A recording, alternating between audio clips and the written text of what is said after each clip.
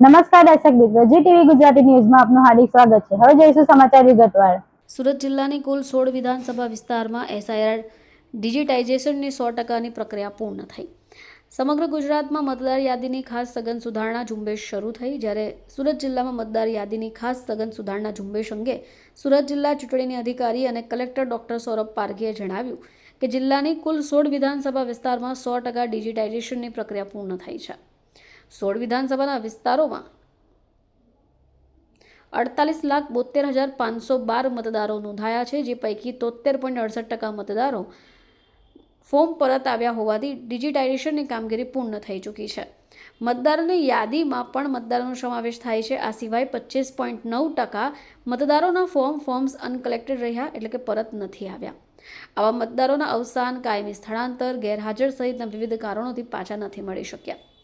જિલ્લા કલેક્ટરે જણાવ્યું કે મતદારોની ગણતરીના તબક્કા દરમિયાન ઘરે જઈ ગણતરીના ફોર્મના વિતરણથી લઈ ડિજિટાઇઝેશનની કામગીરી સુપેરે કરાઈ છે। જો કોઈ મતદારનું પોતાનું નામ નીકળી ગયું હોય તો આગામી 9 તારીખ, 10 તારીખ અને 11 ડિસેમ્બર એમ 3 દિવસમાં બીએલઓ પાસે ફોર્મ જમા કરાવી શકાશે। જો ફોર્મ 3 દિવસમાં પરત ન આવે તો ડ્રાફ્ટ યાદીમાંથી નામ નીકળી જશે।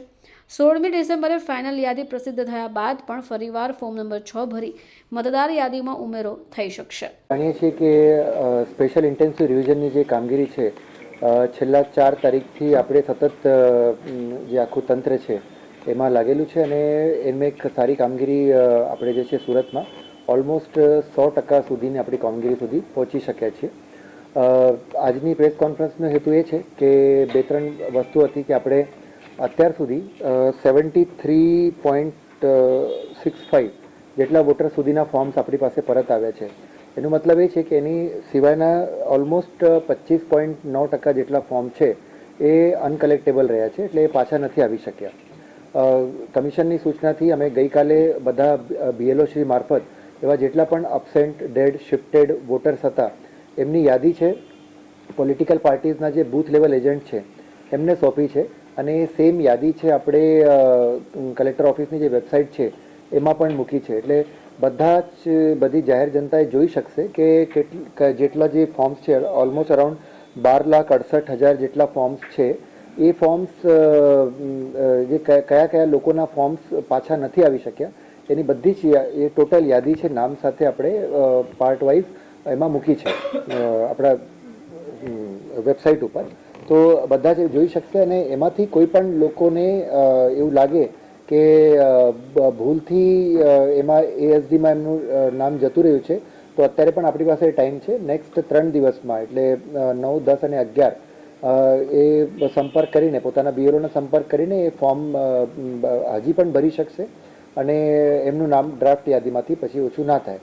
જો 3 દિવસમાં આમાંથી ફોર્મ્સ પાછા નહીં આવે તો એ બધા જ નામો જે છે ડ્રાફ્ટ યાદીમાંથી નીકળી જશે। જો કે હું અહીંયા એ પણ મેન્શન કરવા માગું છું કે જો ડ્રાફ્ટ યાદીમાંથી નામ નીકળી પણ જાય તો પણ કોઈએ પેનિક થવાની કોઈ જરૂર નથી। એના પછી જ્યારથી ડ્રાફ્ટ રોલ પબ્લિશ થશે 16 તારીખથી આપણે જે બધા જ લોકો 6 નંબરના ફોર્મ્સ ભરી શકશે અને ફરીથી પોતાનું જે નામ છે એ યાદીમાં ચડાવી શકશે। બટ હિતાવહ એ છે કે અત્યારે જે 3 દિવસનો આપણી પાસે ટાઈમ છે એમાં જેટલા પણ પોતાનું નામ ચેક કરી લે અને જો એએસડી યાદીમાં સમાવેશ થતું હોય તો તમારા બીએલઓને સંપર્ક કરીને એ પોતાનું જે ફોર્મ છે એ જમા કરાવી દે।